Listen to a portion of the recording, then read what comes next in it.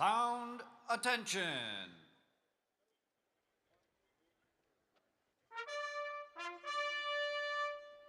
Hey, attention.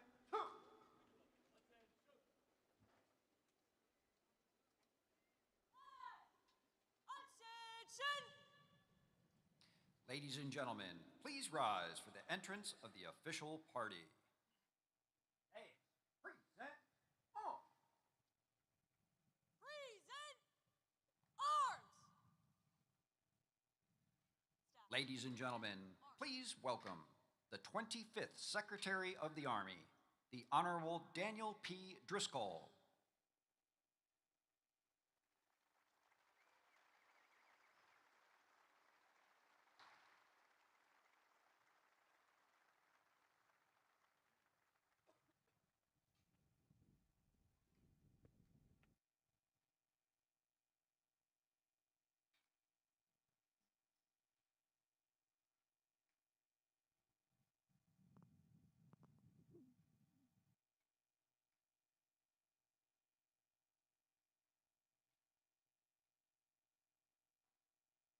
The 41st Chief of Staff of the Army, General Randy A. George.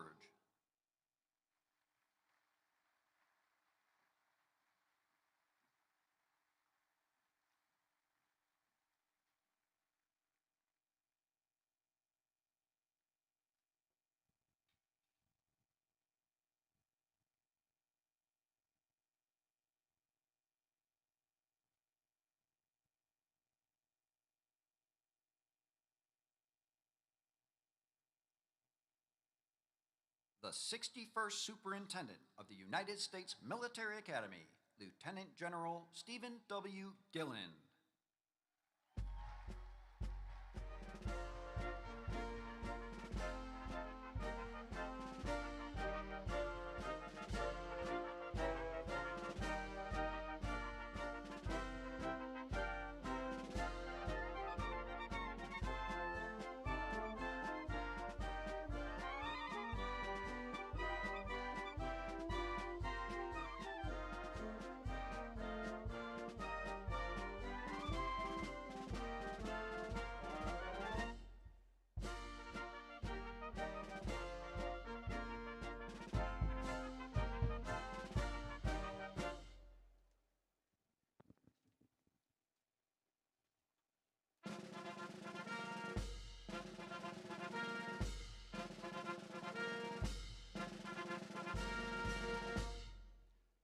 Ladies and gentlemen, the 45th and 47th President of the United States of America, Donald J. Trump.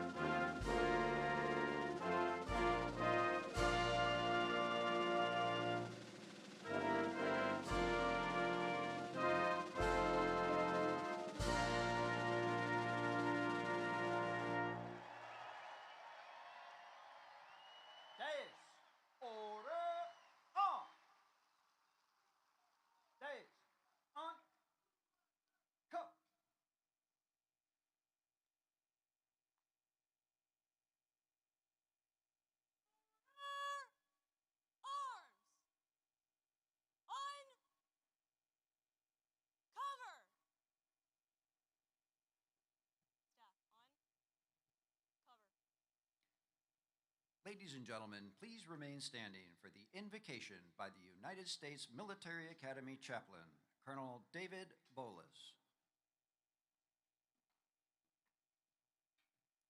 I invite you to pray with me. Praise be to the Lord my rock, who trains my hands for war and my fingers for battle. Almighty God, we are gathered here with hearts full of gratitude and pride as we witness the graduation of the West Point class of 2025. We thank you for bringing each graduate to this major milestone today. We thank you especially for your presence when they were plebes under pressure, for providing patience as they learned to lead as yearlings, for their commitment and courage to affirm as cows, and for faithful friends who will finish together as firsties. And just as you have been faithful in the past, be their ever-present help in the future. Thank you for the teammates around them, their family and friends, instructors and sponsors, tax and trainers, mentors, and yes, even their tormentors, who stood with them over the last 4 years. Through them, you ensured these West Point graduates are prepared to lead America's sons and daughters in peacetime and in war. Bless this ceremony today with your presence. Bless our president as he leads and inspires us. And God bless the United States of America. In your holy name, I pray. Amen.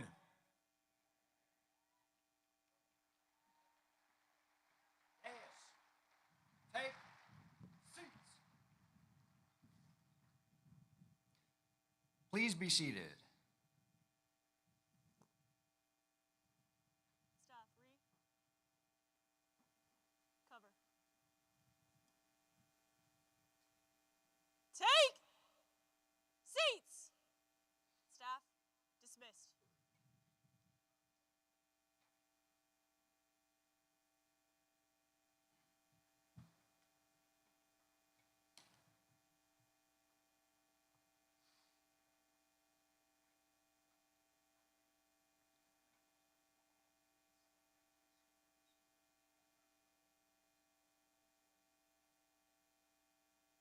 Please welcome the 61st Superintendent of the United States Military Academy, Lieutenant General Stephen W. Gilland. Thank you.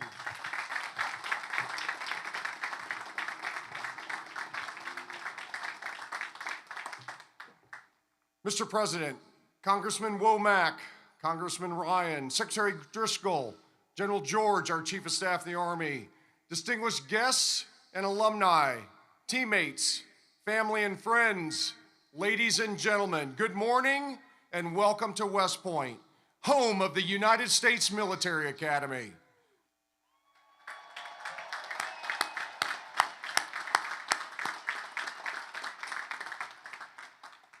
We are tremendously honored to have you here today to celebrate the 1,002 outstanding cadets of the class of 2025 as they graduate and commission as the newest officers and leaders of character in your United States Army. First, a very special welcome to the parents, grandparents, siblings, family, and friends of our graduates who are here today. Let's give them a round of applause.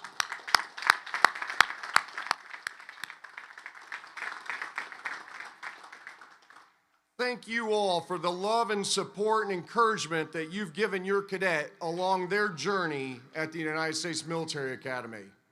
I'd like to acknowledge the members of the 50-year affiliate class for our graduating class, the Courage and Drive class of 1975.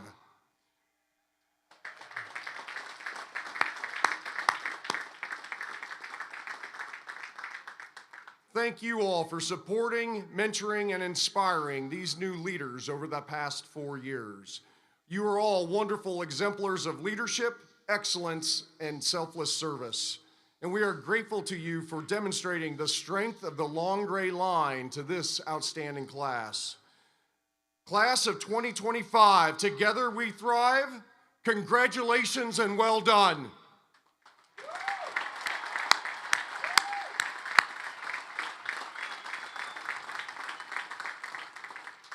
Today, your cadet experience at West Point may come to an end, but today really marks a milestone in your personal journey as you assume the mantle of leadership as officers in our Army. We know you all are looking forward to what's ahead: travel, school, BOLC, Ranger School, Sapper School, moving, living on your own. Some of you are getting married in like the next 6 hours. That's right. However, for all of you, I just ask of you, take a moment during the next few weeks while you're enjoying some free time to reflect on your time here. Think about all the opportunities and experiences that you've had and the challenges you've overcome on the road to becoming a leader of character. Think about the hard work, some blood, a lot of sweat, as well as the grit, toughness, determination, and the continual pursuit of excellence. Think about the friends you've made and the relationships developed, the camaraderie with teammates, the TACs, instructors, coaches, and old grads who've encouraged and mentored you, and the family and friends who supported you and cheered you on. Take a moment to appreciate and thank all the people who've helped you get to this point, and be grateful for all the experiences and opportunities that have helped shape you these past 4 years. As you pursue this journey as a leader of character, remember, today is about the responsibility of service to our country and to the American people. Today is about challenging yourself, challenging others to be better teammates, better officers, better leaders of character. It starts with you each and every day. Today is also about the responsibility of leadership as Army officers. Your responsibility to support and defend the Constitution of the United States, to be standard bearers, to lead by example and embody what right looks like. Most importantly, today is about your responsibility, your obligation to the citizens of our nation and to your soldiers, America's sons and daughters, to give them your very best leadership every single day. Also, take a moment to reflect and understand what it means to be a graduate of the United States Military Academy. People expect more from you as a graduate of this institution. You represent this institution and you represent the United States Army every single day. You now join a proud legacy of leaders of character who've committed themselves to selfless service and continual excellence, guided by our Army values and the ideals of duty, honor, country. Those ideals, they unify us and they define us. They define who you are as graduates of the United States Military Academy. And just as they've inspired you, you will now in turn inspire future generations. The class of 2025, you are ready to face the challenges that await you, prepared to live honorably, lead honorably, and demonstrate excellence in everything that you do. Congratulations and Godspeed to all of you. Mr. President, on behalf of the team at the United States Military Academy, it is an honor to present this outstanding class to you this morning as our nation's newest warfighters and leaders of character.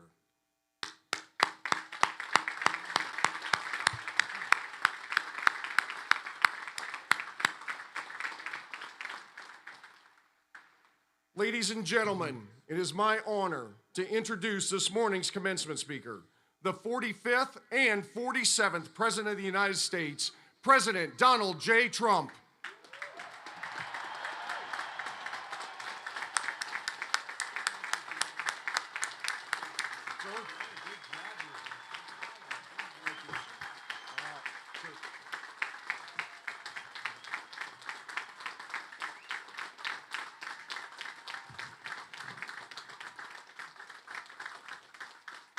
Well, I want to thank you very much. This is a beautiful place. I've been here many times, going to high school, not so far away. A good place. Also a military academy, not quite of this distinction, but it was a lot of fun for me. And I just want to say hello, cadets, and on behalf of our entire nation, let me begin by saying congratulations to the West Point class of 2025. You are winners, every single one of you. Thank you.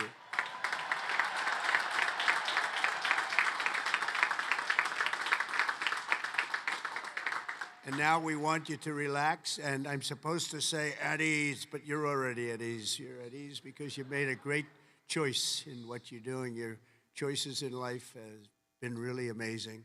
So this is a celebration, and let's have a little fun. I want to thank your highly respected superintendent, General Stephen Gillen, and he is really something. I got to know him backstage with his beautiful family.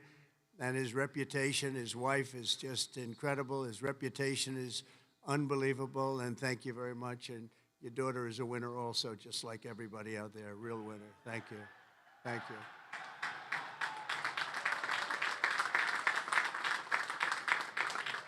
I also want to thank your Commandant General R.J. Garcia, Secretary of the Army Dan Driscoll, Army Chief of Staff General Randy George, Senator Ashley Moody, Representatives Steve Womack, Bill Heisinger, Pat Ryan, Mark Green, Keith Self, Acting U.S. Attorney Alina Haba, and very much just all of the friends. We have a lot of friends in the audience today, and I just want to thank them all for being here. We have a tremendous amount of my friends. They wanted to come up, and they wanted to watch this ceremony, and they wanted to watch you much more so than me.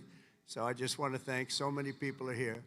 Over the past 4 years, an extraordinary group of professors, teachers, coaches, leaders, and warriors have transformed this class of cadets into an exceptional group of scholars and soldiers. And so let's give the entire group, the entire West Point faculty, the staff, for their incredible love of you and outstanding devotion to the Corps. Let's give them a little hand.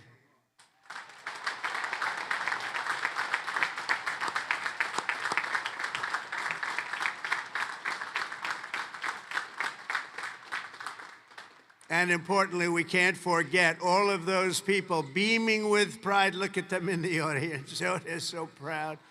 They're in the stands. So thank your parents, your grandparents, and family members who made this all possible for you.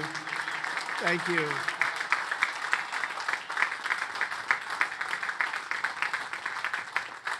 And I think they must have done something right based on what I'm looking at. America loves our military moms and dads. Nearly 1/3 of the cadets graduating today are themselves the children of veterans. So to everyone with us this morning who served America in uniform, no matter your age, please stand so we can salute your service. We'd like to see who you are.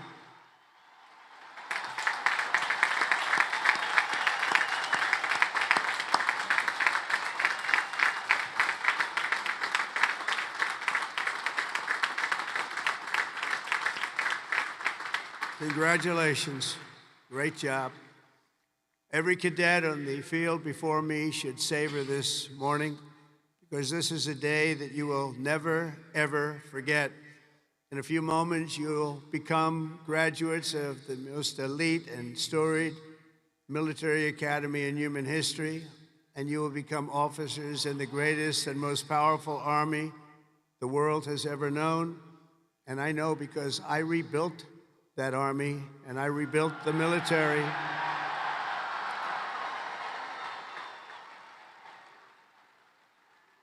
And we rebuilt it like nobody has ever rebuilt it before in my first term.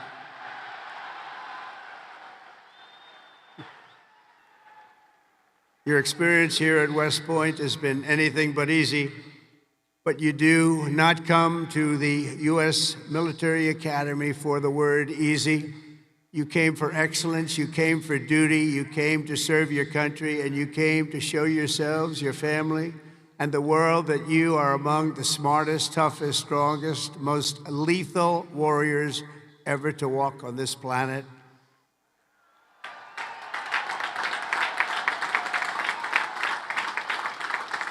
Looking out at all of you today, I can proudly say, mission accomplished. Great job.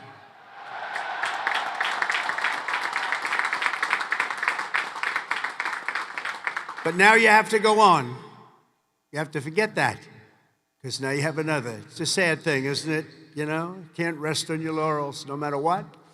You just have to keep going. You take a little day off, and you go on to the rest, because you have to have victory after victory after victory, and that's what you're going to have as you receive your commissions as second lieutenants. Each of you continues down the same hallowed path, walked by titans and legends of U.S. military lore, giants like Ulysses S. Grant, John Blackjack Pershing, Dwight David Eisenhower, the one and only Douglas MacArthur, old blood and guts George Patton, and Norman Schwarzkopf. All great. So many more. They and countless other patriots before you have walked out of these halls and straight into history, and today you officially join those immortal heroes in a proud ranks of the long gray line. You know that term, so beautiful, the long gray line. Among the 1,000 cadets graduating today, 26 of you wear the prestigious star wreath signifying the highest level of academic achievement. Please stand up, 26. Let's see if somebody stands who shouldn't be standing.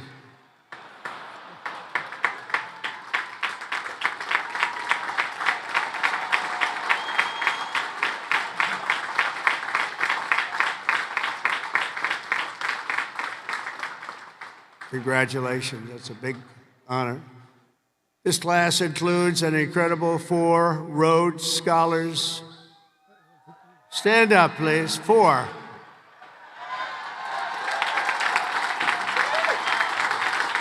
Wow. That's tied for the most of any West Point class since 1959. That's great. 4. Congratulations. Boy, oh boy, oh boy.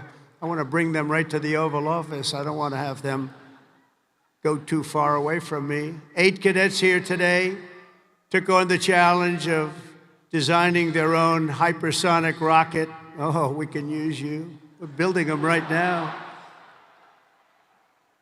You know, we had ours stolen. We are the designer of it. We had it stolen during the Obama administration. They stole it. You know who stole it? The Russians stole it. Something bad happened. But we're the designer of it, and we're now building them, and lots of them. And earlier this year, they launched it into space, setting a world record for amateur rocketry. Can't get you in there fast enough.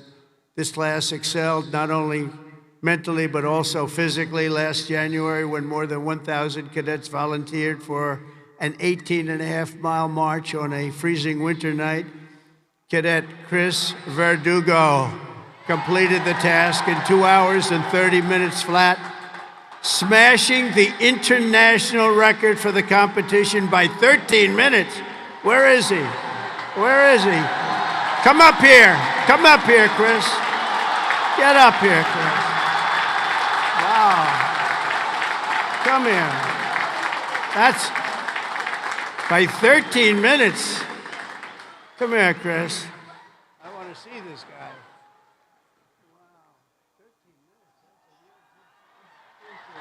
Say something. Come here. Come here.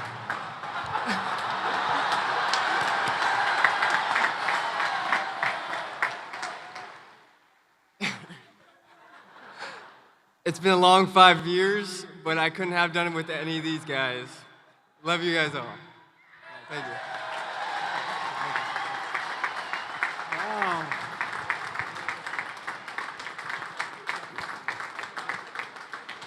That's great. Keep it going, Chris. That really is a definition of Army strong, isn't it? International. International. This class includes 513 graduates who completed Air Assault School, 70 who completed Airborne School, 8 who made it through the Ultra Elite Army Diver School, among the most difficult and grueling programs anywhere on Earth. That includes the first 2 women in West Point history to complete diver school, cadets Megan Cooper and Clara Sabu. Where are you? Stand up.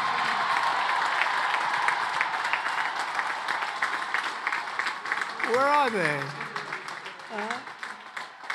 Wow, great job. That is not easy. Congratulations, Megan, Clara. That's a job well done. Fantastic. Thank you very much. Some of you achieved a different kind of distinction here at the Academy, including 7 century men who completed 100 hours of marching for disciplinary, infractions. No, don't tell me I'm doing this. Oh, I'm so sorry. Would you like to stand up? I don't know.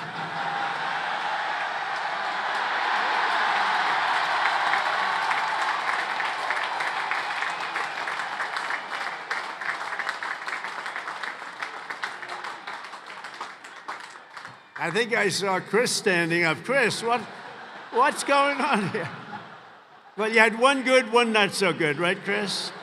Can't believe Chris is standing up. But we want everyone to leave here today, Chris, so you're going to be okay because I'm going to do something with a clean slate. So in keeping with tradition, I hereby pardon all cadets on restriction for minor conduct offenses effective immediately, so you're all okay. You're all okay.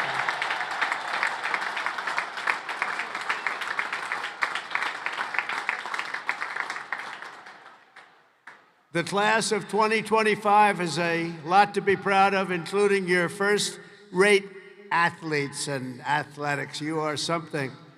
I've been watching, too. I love the sports stuff. What you've done is pretty amazing. Last year, for the first time ever, Army lacrosse became the #1 ranked men's lacrosse team in the entire country. Think of that. Those of you on the team, stand. That's a big honor. Stand.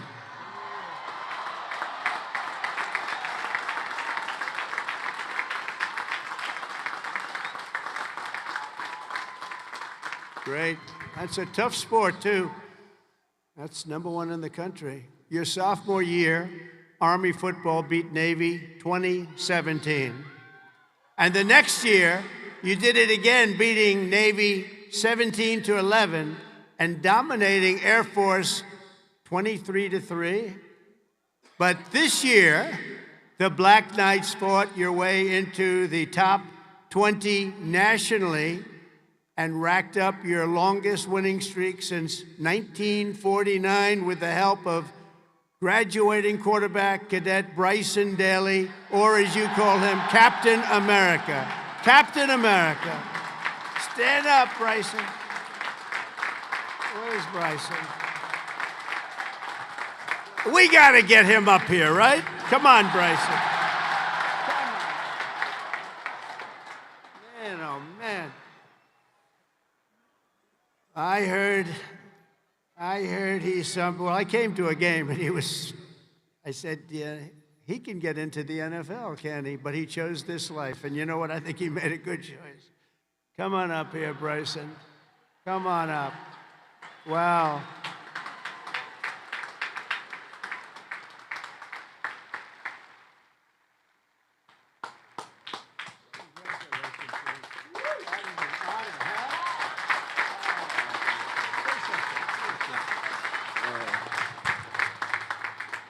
Go Army football. Shout out the Hogs, H4. Can't wait to graduate. Love you guys.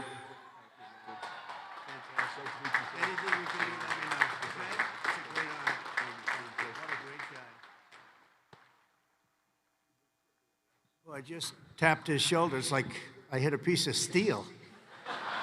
Guy's in good shape. There's a reason, you know, there's always a reason for success. Thank you, Bryson.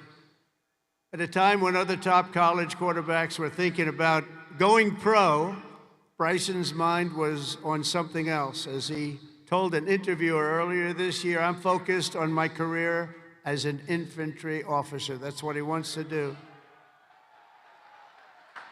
So, Bryson, you did the right thing, and that's service at its finest. Thanks, Bryson. That's amazing. He's an amazing guy with an amazing team. Each of you on the field today is among the most talented members of your generation. You could have done anything you wanted. You could have gone anywhere. You could have gone to any school. This is one of the hardest schools to get into. And writing your own ticket to top jobs on Wall Street or Silicon Valley wouldn't be bad, but I think what you're doing is better.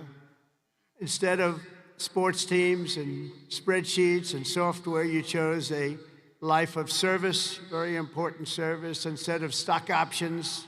And I do that stuff. It's sort of boring.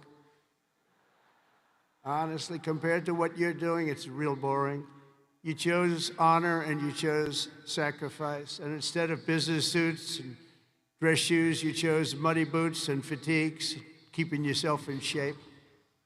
Because West Point cadets don't just have the brightest minds, you also have the bravest hearts and the noblest souls. You're amazing people. I could not be more proud to serve you as your commander-in-chief, and our country is doing well. We've turned it around very quickly. We've turned it around.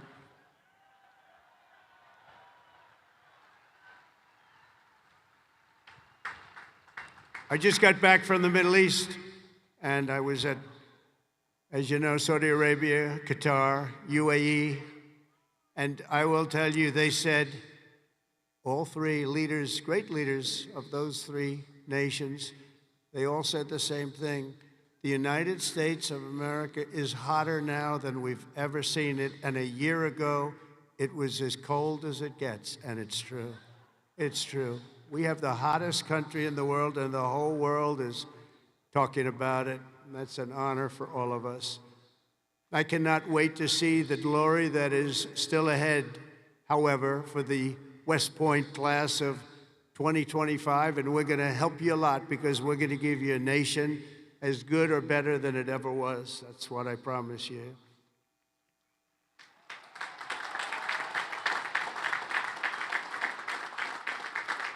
All the victories that you've had together on these grounds will soon pale in comparison to the momentous deeds that you'll perform on the mission you're accepting today. And as a future leader of America's Army, and we have that Army geared up, we have ordered, you know, we just went $1 trillion military budget, General. Do you know that? $1 trillion.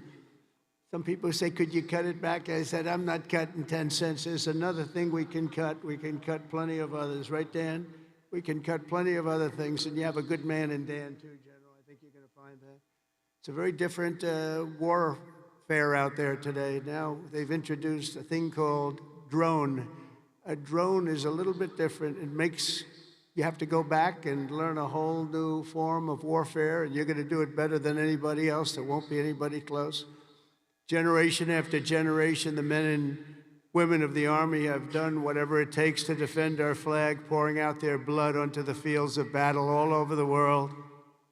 And all over the world, you're respected like nobody is respected. Our soldiers have sprinted through storms of bullets, clouds of shrapnel, slogged through miles of dirt and oceans of sand, scaled towering cliffs of jagged rock.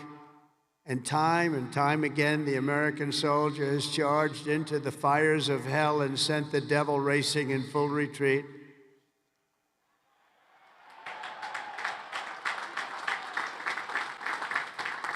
No task has ever been too tough for America's Army. And now that 250-year legacy of glory and triumph belongs to you, the 1,000 newest officers of the greatest fighting force in the history of the world. And that's what you are, and that's what you're being thought of again. You are the first West Point graduates of the golden age of America. This is the golden age, I tell you. Promise. We're in a new age. This is the golden age.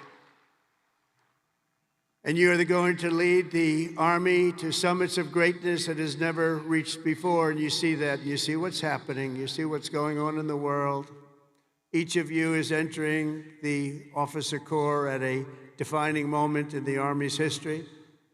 For at least 2 decades, political leaders from both parties have dragged our military into missions it was never meant to be. It wasn't meant to be. People would say, why are we doing this? Why are we wasting our time, money, and souls in some case. They sent our warriors on nation-building crusades to nations that wanted nothing to do with us, led by leaders that didn't have a clue in distant lands, while abusing our soldiers with absurd ideological experiments here and at home. All of that's ended, you know that. All of it's ended. It's ended, strongly ended. They're not even allowed to think about it anymore. They subjected the armed forces to all manner of social projects and political causes while leaving our borders undefended and depleting our arsenals to fight other countries' wars. We fought for other countries' borders, but we didn't fight for our own border, but now we do, like we have never fought before, by the way. But under the Trump administration, those days are over. We're getting rid of the distractions and we're focusing our military on its core mission, crushing America's adversaries, killing America's enemies, and defending our great American flag like it has never been defended before.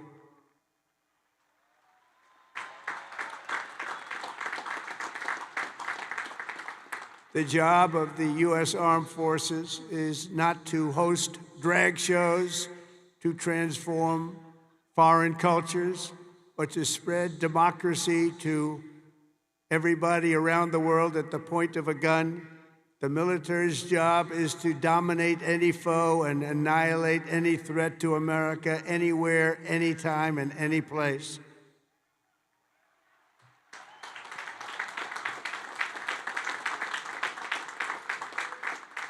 A big part of that job is to be respected again, and you are, as of right now, respected more than any army anywhere in the world, and that's happening, and I can tell you, you are respected like nobody can believe. As president, I am laser focused on our core national interests. My preference will always be to make peace and to seek partnership, even with countries where our differences may be profound. As you know, we're working on a lot of things right now. When I left office 4 years ago, we had no wars, we had no problems. We had nothing but success. We had the most incredible economy, the greatest, single greatest economy for a president in history. I think we're going to beat it this time by a lot, if you want to know the truth. But we had something going on very special.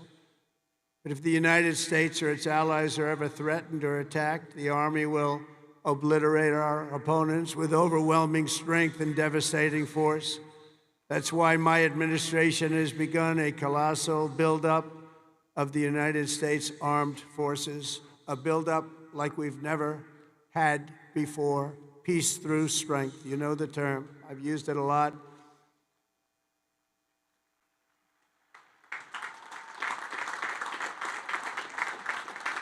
Because as much as you want to fight, I'd rather do it without having to fight. I just want to look at them and have them fold. And that's happening. That's happening. And I've approved a $1 trillion investment, and that will be, again, the largest ever in the history of our country. And we are buying you new airplanes, brand new, beautiful planes, redesigned planes, brand new planes, totally stealth planes. I hope they're stealth. I don't know. That whole stealth thing, I'm sort of wondering. You mean if we shape a wing this way, they don't see it, but the other way they see it? I'm not so sure, but that's what they tell me. We have the best tanks anywhere in the world. We're going to start shipbuilding again. We're going to start ship. We used to build a ship a day. Now we don't build them anymore. We had a lot of people that didn't know much about getting things built, but that's all I've done in my life is build.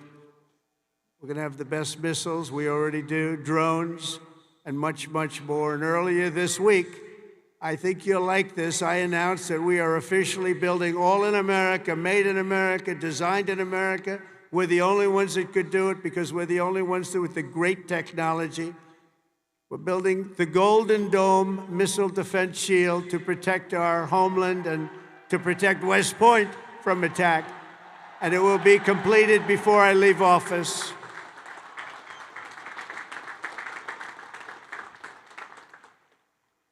And you know, you wouldn't think this, but our enemies are very unhappy about it. You've been hearing, you've been reading. Why are they doing that? Why? Well, we're doing it because we want to be around for a long time. That's why we're doing it. We're also restoring the fundamental principle that a central purpose of our military is to protect our own borders from invasion. Our country was invaded for the last 4 years, and they've allowed people to come into our country that shouldn't be here. Criminals walk in, no vetting, no checking, no nothing. Where are they coming from? And they were taking people out of prisons, they were taking gang members, they were taking the mentally insane and allowing them to come in, and we're getting them out of our country. We have no choice. We're getting them out and bringing them back where they came from. Have no choice. And it's not easy. It's not easy. But hopefully the courts will allow us to continue. You know, we had the greatest election victory. This was November 5th, we won the popular vote by millions of votes. We won all 7 swing states. We won everything. We won 2,750 districts against 505. 2,750 against 505. We had a great mandate, and it gives us the right to do what we want to do to make our country great again, and that's what we're going to do. And on day one, I deployed our military to the southern border. And since that day, we've reduced the number of illegal border crossings where there used to be hundreds of thousands of people coming into our country a day. We had nobody come in the last week and a half. We were at 99.999%. 99.999, think of that. That was with the help of our military. We had one person come in. One. You know why? He got very sick. We brought him through to have him brought to a hospital. One person. And for that, please don't hold me responsible, but that's okay. They did the right thing. Gone are the days where defending every nation but our own was the primary thought. We are putting America first. We have to put America first. We have to rebuild and defend our nation. And very shortly, you're going to see a nation better than it's ever been. And you see that with the trade. For years, we've been ripped off by every nation in the world on trade. We've been ripped off at the NATO level. We've been ripped off like no country has ever been ripped off, but they don't rip us off anymore. They're not going to rip us off anymore. And you're seeing it. You have to watch what we're doing on trade. I know it's not your primary thing, but it's quite important in all fairness. But watch, you'll see what's going on. You've been reading about it over the last few days. We're making deals with other nations that were nobody thought it would be even possible. And the reason is very simple. They respect us again. They're respecting our country again. That's what you want. And everything we do, we are bringing common sense back to America. It's all about common sense. We can say we're liberal, we're conservative. The new word is progressive. They don't like using the word liberal anymore. That's why I call them liberal. But whatever you are, you know, most importantly, you have to have common sense, because most of it's about common sense when you get right down to it. And we have a lot of people with a lot of very smart people, but they have to have common sense, and we've liberated our troops from divisive and demeaning political trainings. There will be no more critical race theory or transgender for everybody forced onto our brave men and women in uniform, or on anybody else for that matter in this country. And we will not have men playing in women's sports, if that's okay.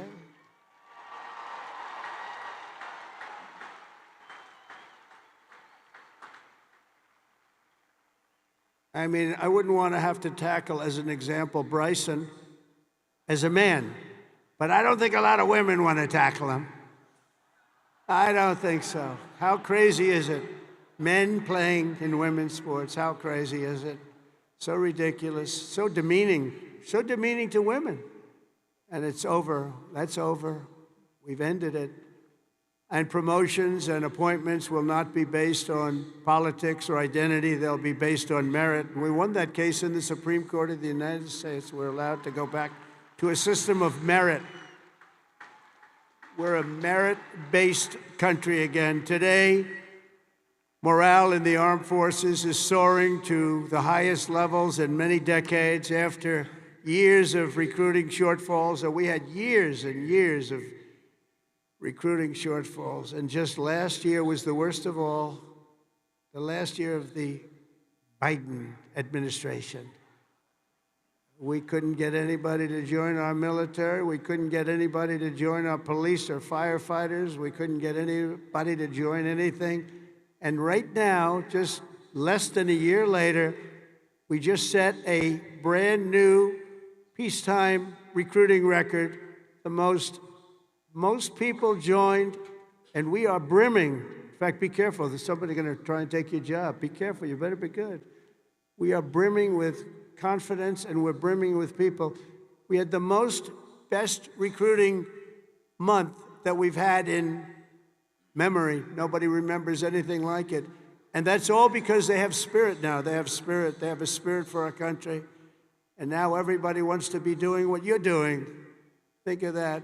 So it's really a great honor, I will say. And I'm pleased to report that by next week, the Army is expected to surpass its recruiting targets for the entire year, something that hasn't happened in 28 years where we've had that. So that's pretty good.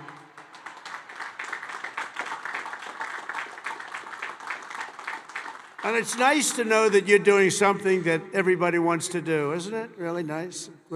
I hated to hear that. During the campaign, I was hearing that you couldn't get people to enlist, but now we're getting people, and it's sad because we're telling so many people, I'm sorry, we can't do it. My administration is doing everything possible to forge the most powerful military ever built. But ultimately, the task of keeping America strong and safe in the years ahead is going to belong to you. Among you are the lieutenants, majors, colonels, and generals who lead the Army for the next 10, 20, 30, and even 40 years. So as Commander-in-Chief, let me offer a few words of advice as you begin your Army careers. And I thought I'd do this, and I can make this to a civilian audience or to a military audience. It's pretty much the same. And I did this recently at Ohio State, and they really liked it. I gave them a little advice as to what I see for what you want to do and some tips. And first of all, and you've already done it, different from civilians, they're making their decision right now. You've already made your decision. I love your decision. You have to do what you love. You have to do what you love. If you don't love it, you'll never be successful at it. And you've done this, and you really, many of you in the audience, many of you that are graduating, you come from military backgrounds or you love the military. It's what you want to do. It's what you want to talk about. One thing I see about people that love the military, that's all they want to talk about. I'll be out to dinner, and generals, if they love their job, usually the only good ones are the ones that want to talk about it all the time. But if they talk, that's what they want to talk about. I really, very rarely see somebody who's successful that doesn't love what he or she does. You have to love what you do. In your case, the military is what you chose, and I'll tell you what, you cannot go wrong. You're going to see it too. You're going to love it more and more with time. You know, I work all the time. That's all I do is I work, whether it's politically or before that. I was a very good businessman, in case you haven't heard, really good. But I was good because I loved it. I loved it. I learned from my father a little bit. My father was a happy guy, and all he did was work. He'd work Saturdays, Sundays. He'd work all the time, and he was a happy guy. He just loved life. And I learned that. I say, you know, it makes him happy. I've seen other people that never work, and they're not happy. But you got to love it. Otherwise, you won't be successful. In the Army, there are a lot of different paths you can take. So follow your instincts and make sure that you take the path that you love, that you're doing something that you love within your military, you will be happier and the Army will be far stronger for it. Second is to think big. Always think big. If you're going to do something, you might as well think big, do it big, because it's just as tough, and sometimes it's a lot easier thinking big than doing a small task that's more difficult. One of your greatest graduates, General Eisenhower, used to say, whenever I run into a problem that I can't solve, I always like to make it bigger to solve it and solve more of it.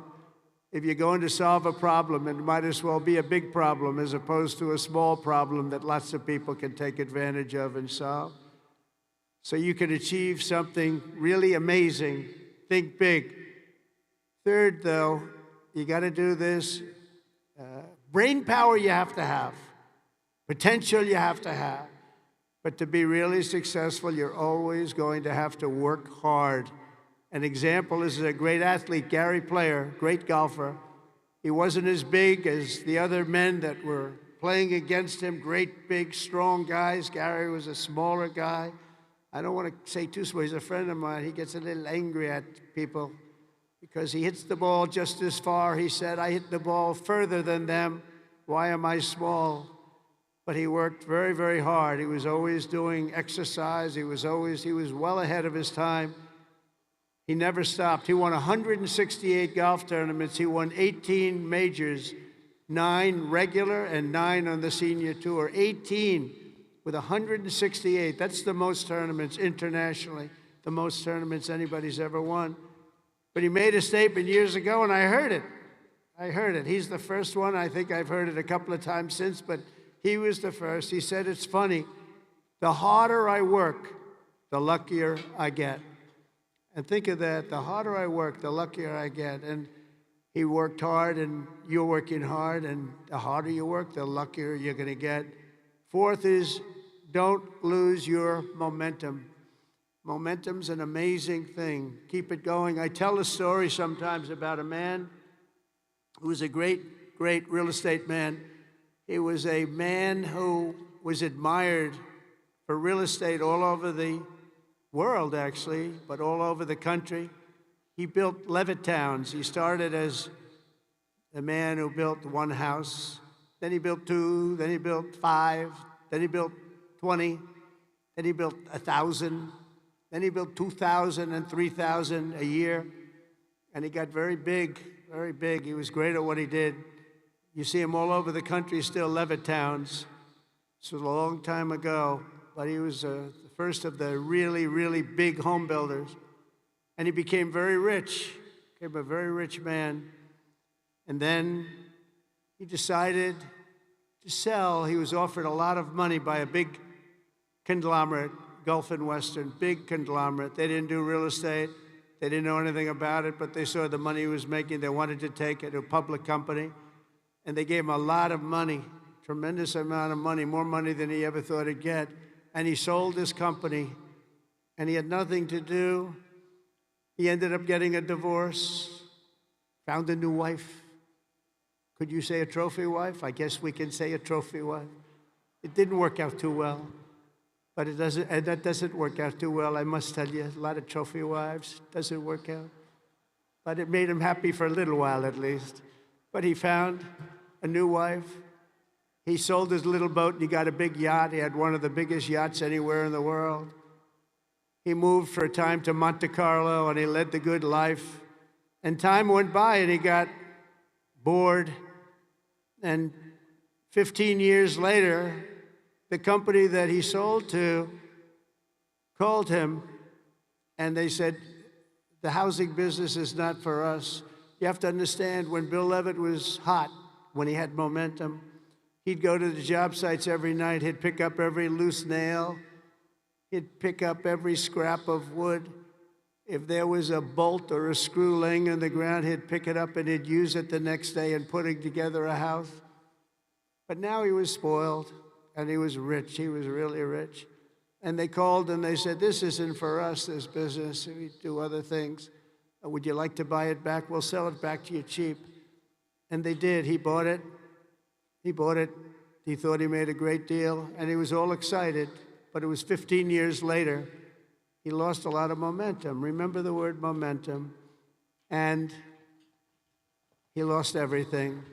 It just didn't work. He lost everything. And I was sitting at a party on Fifth Avenue one night, a long time ago, and you had the biggest people in New York, the biggest people in the country, all in that party, and they were all saluting each other, how great they were. They were all telling each other, I'm greater than you.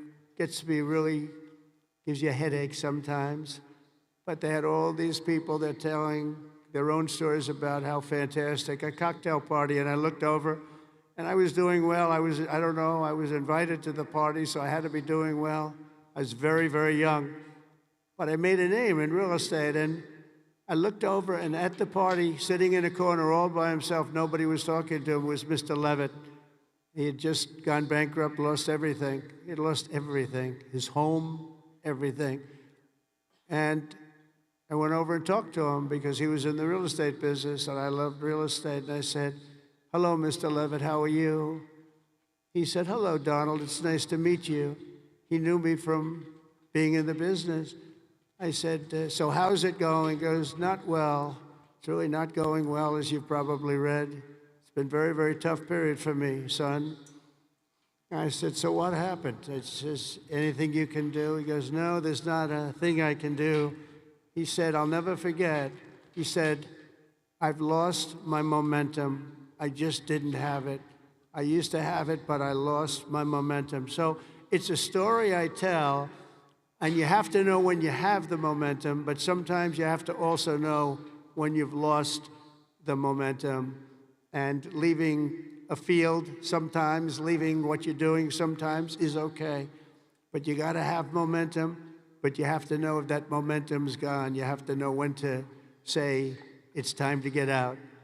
And it's a very sad story. I remember that story so well, like it was yesterday. Fifth, you have to have the courage to take risks and to do things differently. Eisenhower, again, was threatened with court-martials as a young officer for advocating a new doctrine of tank warfare. Billy Mitchell was thrown out of the Army for pioneering the use of air power. They said, what do you mean air power? Don't be ridiculous. People willing to try and do things differently. It's never going to be easy for them, but they're the ones that are going to really do the important things. They're the ones who are going to make history. So don't be ashamed and don't be afraid. This is a time of incredible change, and we do not need an officer corps of careerists and yes men and people that want to keep it going the way it's been, because it changes rapidly, especially what you're doing. Because believe it or not, you're in a business and profession where things change as rapidly like warfare, the type of warfare. Unfortunately, we're getting to see it with Russia and Ukraine, and we're studying it, and it's a very terrible thing to study. But we're seeing the different forms of warfare. We're seeing the drones that are coming down at angles and with speed and with precision. We've never seen anything like it. We've never seen anything like it, and we're learning from it. But your profession changes very rapidly. You've got to be at the top of it. You've got to be right at the head of the needle. We need patriots with guts and vision and backbone who take personal risks to ensure that America wins every single time. We want to win our battles. You know, I defeated ISIS in 3 weeks. They told me it would take 5 years. And the general that did it, you know that story, was named Raisin Cane. His name is Dan Cane, but his nickname was Raisin Cane. I said, your name is Raisin Cane. I love that. Is that a nickname? That's what they call me, sir. I love you, General. I think you're the guy I'm looking for. I want to know a guy named Raisin Cane, and he is now the head of the Joint Chiefs of Staff, and he's a highly respected man. And we defeated, think of it, ISIS. They said, how long in Washington? Sir, it will take 4 years to defeat them, maybe 5. And maybe we won't because they're all over the place. And then I met a man that said we can do it in 3 weeks, and he did it, 3 weeks. And that's why he's the head of the Joint Chiefs of Staff right now. And we did things that nobody thought were possible. We've had great military success. when you have the right leader and you have the right people, and we have the right people, you're going to have tremendous success. Sixth, never lose your faith in America and the American people, because they're always going to be there for you. I went through a very tough time with some very radicalized, sick people, and I say I was investigated more than the great, late Alphonse Capone. Alphonse Capone was a monster. He was a very hardened criminal. I went through more investigations than Alphonse Capone, and now I'm talking to you as president. Can you believe this? Can you believe it? So you got to fight hard, and you got to never give up, and don't let bad people take you down. You got to take them down. Got a lot of bad people out there, and those people, you have to figure it out. But you also have a lot of great people. Finally, hold on to your culture and your traditions, because that's what makes something really great, and that's what's made the Army great, the culture and the tradition. Whether we're talking about a battalion, a business, a sports team, or even a nation, history has shown that in many ways, culture is destiny. So do not let anyone destroy the culture of winning. You have to win. Winning is a beautiful thing. Losing, not for us. It's not for us, not for anybody here. If it was, you wouldn't be here. From the earliest days of our nation, this supreme tradition of American military service has been passed down from soldier to soldier and generation to generation, and it's a beautiful thing to watch.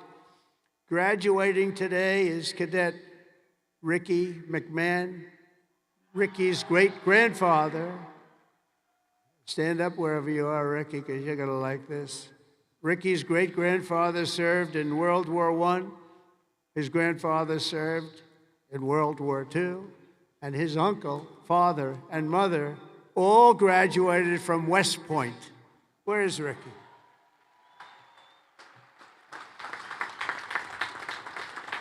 In 2004, when Ricky was just a little tiny boy, who would think about that, Ricky, a little tiny boy? His dad, Lieutenant Colonel Michael McMahon, made the ultimate sacrifice for our nation in Afghanistan. Today, Lieutenant Colonel McMahon rests not far from here in the West Point Cemetery. Last year, 2 decades after losing his father, Ricky placed a gold chip from his dad's 1985 class ring into a crucible along 87 other rings were with it, of past West Point grads that were melted down to forge those now worn by the class of 2025. Do you all know that? Do you know that? What you're wearing? I want one. Ricky, I want one. Each of you will carry Michael's memory with you always as you continue the legacy he gave you. It gave you something that would be so proud. He would be so proud. He is proud as he looks down. To Ricky and his mom, Jeanette, you embody what this place is all about. And I know Michael, he's up there, he's smiling broadly, so proud. He's so proud of you today, you know that. And he's a man that couldn't be, and he is a man that couldn't be more proud. And I want to just, I just love that story. And everybody's ring, they're going to remember you, they're going to remember your family, and most importantly, you're going to remember a great tradition. It's a great tradition of West Point and of winners. Thank you very much. It's great to meet you. Thank you. You can sit down. You want to come up? If you want to come up, come up. Come on up. Come on up here. That's nice. You're a handsome guy. They're all good looking here. I don't know what's going on. The whole crowd is beautiful. Thank you very much.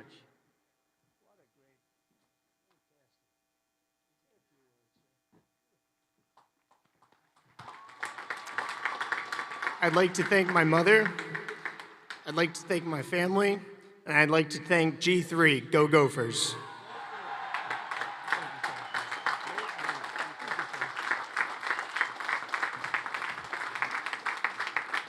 These are good-looking people, I'll tell you, General. What's going on over here? Look like all a bunch of male models. I can't stand it.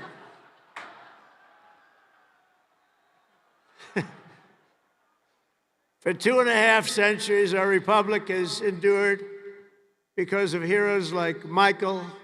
They've laid down their lives for America, and because young people like all of you have picked up the banner of service and carried forward the flag of freedom from Lexington to Yorktown, from Gettysburg to Sicily, and from Incheon to Fallujah.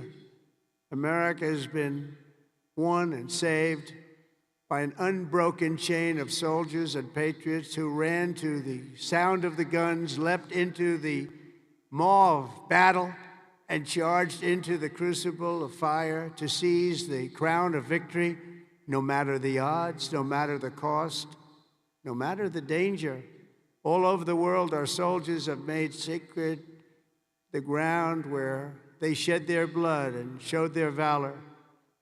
From Seminary Ridge to San Juan Hill, Belleau Wood, Omaha Beach, Leyte Gulf, and Ardennes Forest, Chosin Reservoir, all over, and even a place called Pork Chop Hill.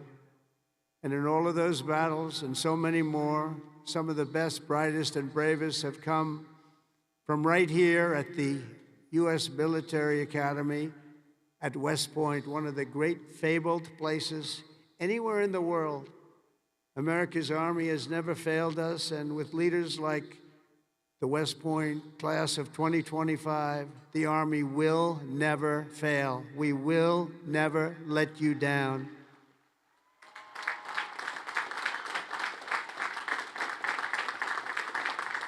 And over the last week, I had the honor of speaking to the heads of many countries, and they would say, 2 weeks ago, they say the 8th, they said, "Sir, we're celebrating the victory today of World War II." And I said, "Wow, that's nice." Then I'd call another one, unrelated. "Sir, we're celebrating the victory of World War II." Then I called up the President of France on something also unrelated. He said, "Sir, we're celebrating our victory over World War II." I said, "Whoa, whoa, what have we here?" We helped them a lot. And I had this. Russia, I talked to Putin about ending that terrible war that's going on. And he said they're having a big victory march. And they did lose, in all fairness, 51 million people. But they were all celebrating. The only country that wasn't celebrating was the United States of America. And I said, "Isn't it amazing? We were the ones that won the war, and we were helped. We were helped. In some cases, we had to help them. But we were helped by some of the nations, and we were strongly helped by a couple of them. But every one of them was celebrating. They had Victory Day. They called it Victory Day in Europe, Victory Day all over. And we weren't even thought about. Nobody had a Victory Day. And so I named that special day and another special day from now on as a holiday, but a holiday where we work, because we don't have enough days. We're going to be having so many holidays, we're not going to be able to work anymore. But I named it for World War II, and a separate day in November, as you know, for World War I. I said, you know, all of these countries that participated in the war are celebrating, but the greatest country of them all, and the country that won the war, nobody even talked about. And so we're going to be talking about it too from now on, and I think you'll appreciate it. We won the First World War, we won the Second World War, and you know where we won them from? Right here at West Point. West Point won the war. You won 2 world wars and plenty of other things, but think of it. We don't want to have a 3rd World War, but we won the First World War, we won the Second World War right here from West Point, and that's something. And we're going to be talking about it. You know, they can talk about it, And in some cases, as you know, they didn't do too much to help. They were ground down, but they were celebrating victory. No, we're going to celebrate victory because we're the ones that won that war. Standing before you today, I know that you will never stop, you will never quit, you will never yield, you will never tire, you will never, ever, ever surrender, never give up. Remember that, never give up. That's another little factor I could have added. Never, ever give up. Raise your right hand. I pledge I will never, ever give up. You can never give up. You can never give up. If you do, you're not going to be successful because you'll go through things that will be bad. You're going to have great moments. You're going to have bad moments. You can never give up. Through every challenge and every battle, you'll stand strong. You'll work hard. You'll stay tough. And you will fight, fight, fight, and win, win, win.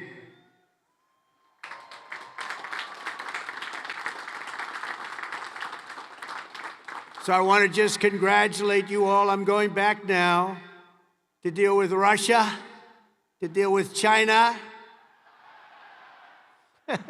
What's that all about? That's it. And to get you lots of victories. We're going to keep winning. This country is going to keep winning, and with you, the job is easy. I want to thank you all. Congratulations to the class of 2025. God bless you all. Incredible people. Thank you very much, everybody.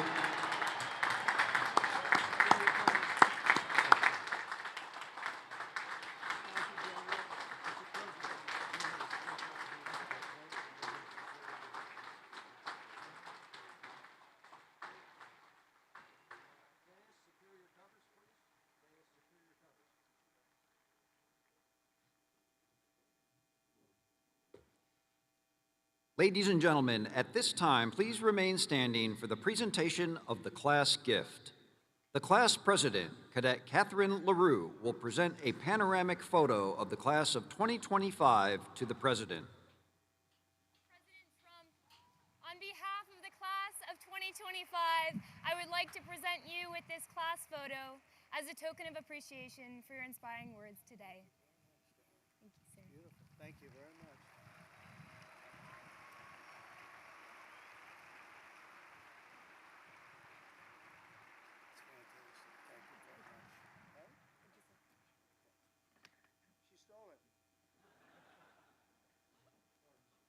Hey, attention! Hey, read. Cut. Hey, present. On.